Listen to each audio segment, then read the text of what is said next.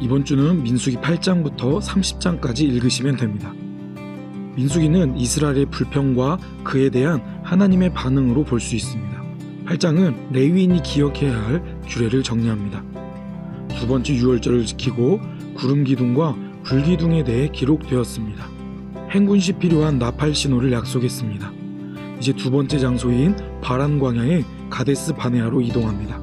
민수기는 7번의 불평이 등장합니다.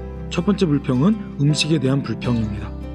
고기가 먹고 싶다고 불평하는 이스라엘에게 하나님은 메추라기를 보내주셨습니다. 두 번째 불평은 모세의 결혼을 두고 아론과 미리암이 비방을 하고 하나님은 미리암에게 나병을 걸리게 하십니다. 가데스 바네아에 도착하고 12명의 정탐꾼이 가나안 땅을 정찰합니다. 세 번째 불평은 정탐 결과에 대해 불평합니다. 여호수아와 갈렙만이 그 땅을 정복할 수 있다고 말합니다. 네 번째 불평은 애굽으로 돌아가겠다고 불평합니다. 이스라엘은 가나안 정복을 포기하고 하나님은 모세의 자손으로 이스라엘을 새로 만드시겠다고 말씀하시지만 모세의 간절한 기도를 들으시고 철회하십니다. 가나안 땅에 들어갈 이들을 위해 제사에 관한 규례를 한 번 더 정리하고 안식일에 일을 한 자에 대한 징벌도 기록되어 있습니다.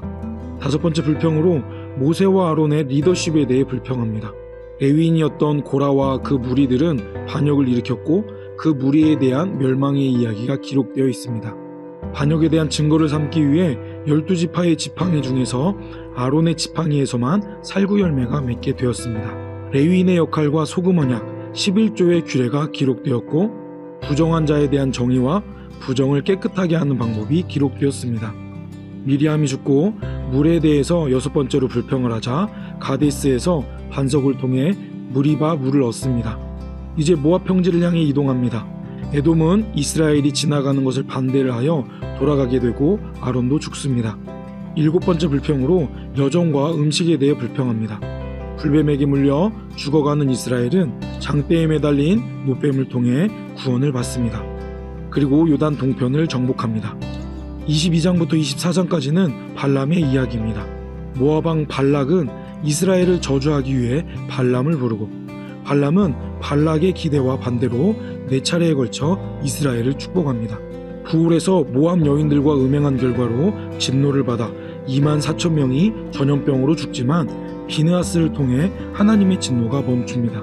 가나안 땅에 들어가기 전에 2차로 인구조사를 합니다. 시내산을 출발하며 인구조사를 했을 때 60만 3,550명이었는데 38년이 지나 60만 1,730명이 되었습니다. 슬로브앗의 딸들이 이 일을 제기하여 여성에 대한 재산 상속 규정이 세워지고 여호수아가 2대 지도자로 세워집니다. 헌물과 화제물에 대한 규례와 안식일, 초실절, 유월절, 칠칠절의 규례를 정리합니다. 이어서 나팔절, 속죄일, 장막절에 대한 규례가 정리됩니다. 30장은 여자의 서원에 대한 규례가 기록되어 있습니다.